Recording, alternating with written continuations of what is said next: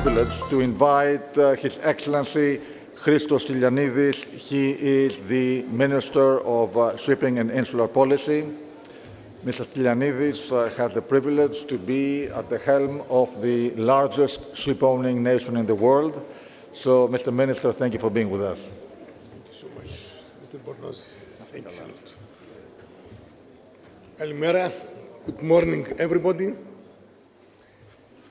Dear IMO Secretary General, my dear friend 𝘚𝘏𝘀𝘏𝘏𝘏 𝘚𝘏𝘪𝘏𝘏, Madam President of the Greek Shipowners Union, Mrs. Melina Dravlou, distinguished representatives, ladies and gentlemen. It's really a great pleasure to address this year's annual Capital Link Greek Shipping Forum, a forum which already became an emblematic event in shipping industry. And thank you so much, Mr. Bornos, for this. Let me first thank the organizers, in particular, Mr. Bornos, for this kind invitation, and of course for the opportunity to address distinguished members of the Greek and international shipping community. After this very interesting discussion and not debate, just a complementarity between IMO and European Union, I really believe that even my highlights in my speech will be a sort of complement of this discussion. I hope so. The title of this year's conference, Sailing into High Seas, is especially appropriate in today's context, considering the international geopolitical volatility and the recent development in the Red Sea. It captures the essence of present challenges for the maritime industry, particularly the challenge of maritime security.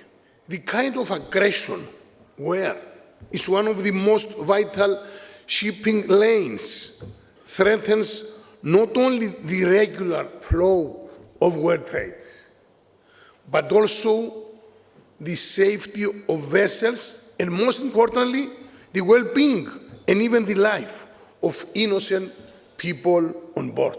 It is an unacceptable breach of international law which violates the freedom of navigation. From the start of this conflict, the Greek government condemned strongly the attacks, and we took immediate action. Greece, one of the world's largest ship-owning nations, not only has a fundamental interest to preserve the freedom of navigation and the protection of the lives on board, but, my dear friends, we think it's our responsibility, it's our duty to do so. And as a Minister of Maritime Affairs and Insular Policy of Greece, I can assure you that we stand firm on this principle. Ladies and gentlemen, Greece, the vast majority of you, they know better than me, Greece lives by the sea, for the sea, because of the sea. It is in our DNA. The maritime sector is one of the most robust and promising sectors of our economy, a sector which supports our country's sustainability and growth, no doubt. With a fleet of over 5,500 vessels, Greek ship owners control 21% of the global deadweight tonnage. The Greek fleet is an essential factor for the world economy to keep moving. It is also vital for the European Union, representing more than 60% of the EU fleet. The Greek-owned fleet plays a crucial role in securing European Union's energy needs. And this is particularly important given the even increasing energy security concerns. Dear friends, the times are challenging, and shipping faces a fiercely competitive and volatile international environment.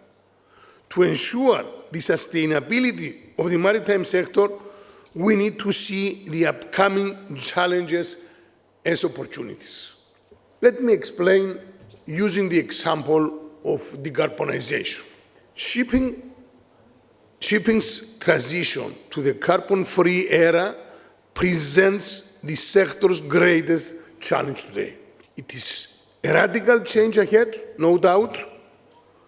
Nevertheless, we, at the Hellenic Ministry of Maritime Affairs and Insular Policy, and personally me as a minister, believe that this challenge can be turned into an opportunity to move forward and ensure the sustainable growth of the shipping sector. More importantly, it is an opportunity for Greek and overall EU shipping to maintain or even increase its global competitiveness. This is a particular crucial point for Greece and EU, especially when we consider the turbulent times we are living in and that Europe is losing its overall competitiveness, frankly speaking.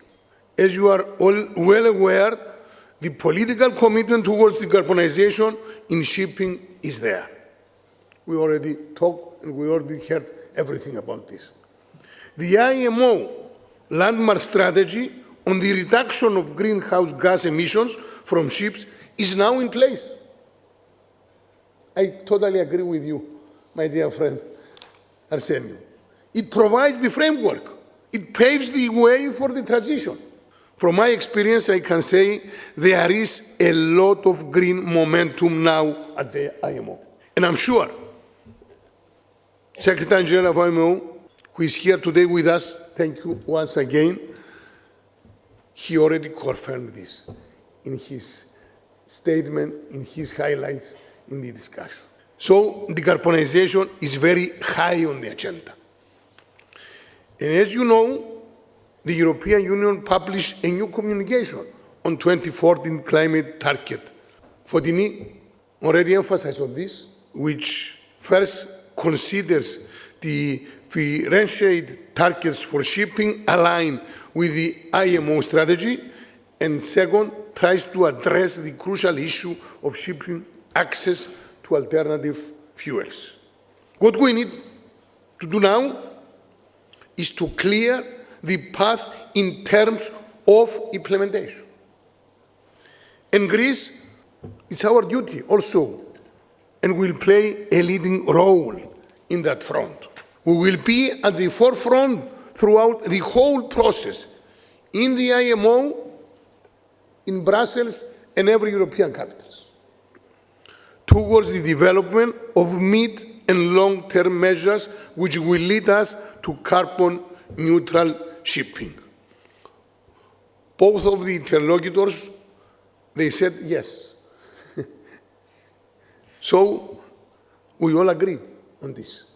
But, as Prime Minister Mitsotakis said, in this dimension, we need radicalism as well as realism. And we advocate for applicable solutions at a uniform level, not just theories in the sky.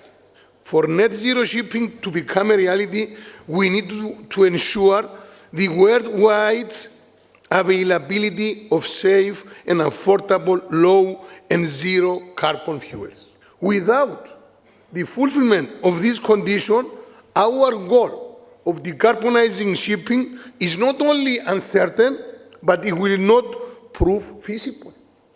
We need to intensify our efforts, and to do so, the number one priority should be collaboration.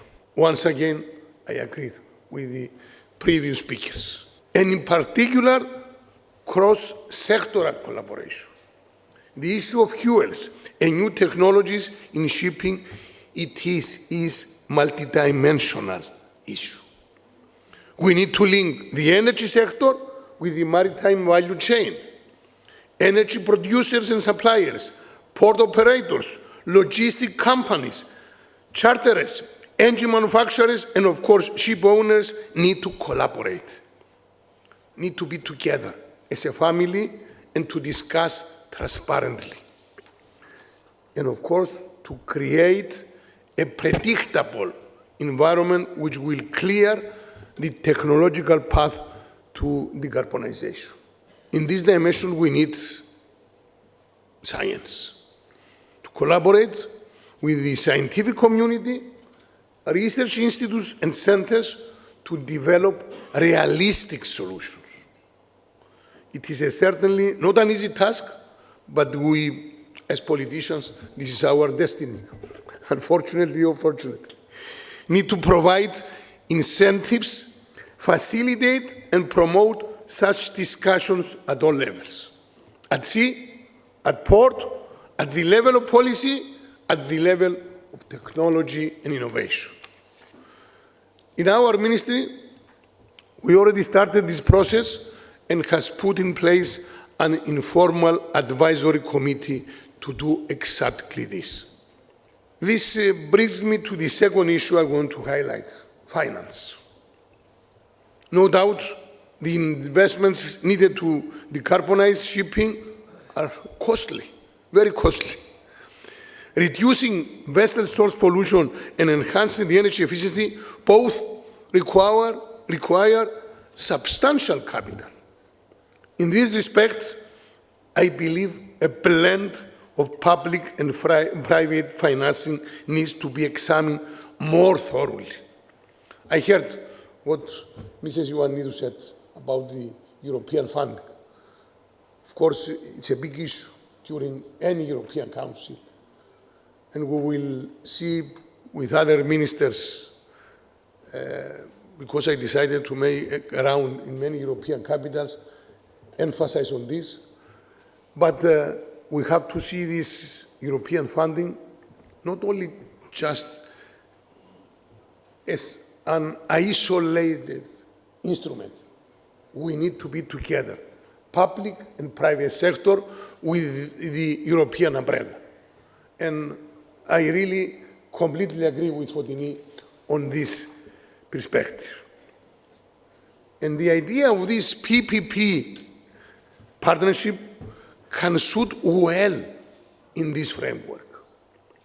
PPPs can leverage the finance needed and at the same time facilitate knowledge exchange and technology transfer, accelerating the deployment of innovative solutions.